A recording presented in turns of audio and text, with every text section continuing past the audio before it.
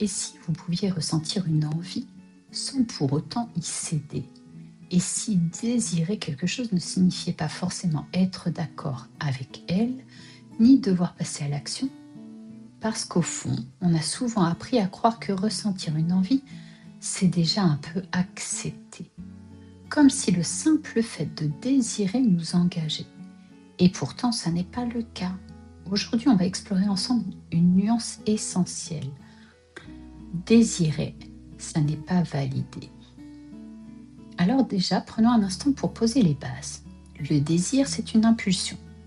C'est quelque chose qui apparaît parfois sans prévenir, parfois même en contradiction avec nos valeurs.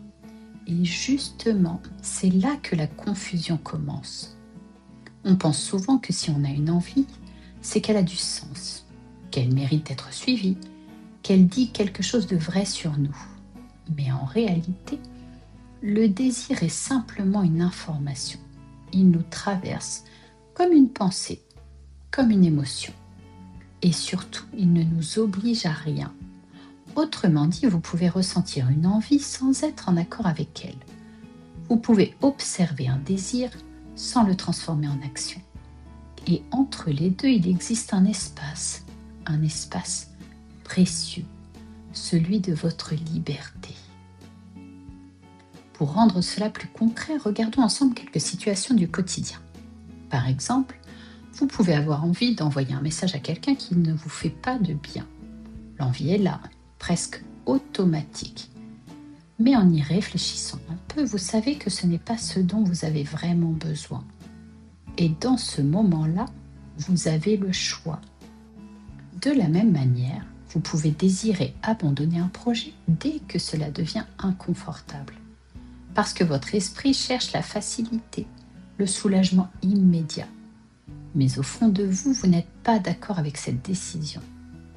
Ou encore, vous pouvez ressentir de la colère, avoir envie de dire quelque chose de blessant et pourtant choisir de ne pas le faire. Dans toutes ces situations, le désir apparaît, mais il ne décide pas à votre place.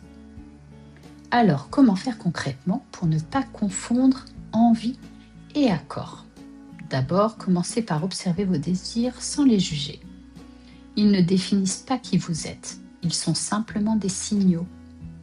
Ensuite, prenez l'habitude de créer un petit espace entre l'envie et l'action. Quelques secondes suffisent parfois. Une respiration, un silence. C'est dans cet espace que vous reprenez la main. Puis, posez-vous une question simple mais puissante. Est-ce que je suis en accord avec ça? Pas est-ce que j'en ai envie, non? Mais est-ce que cela me correspond vraiment? Et enfin, accepter cette réalité. Vous pouvez ressentir deux choses opposées en même temps. Avoir envie et dire non, être attiré et refuser. Et ça, c'est profondément humain.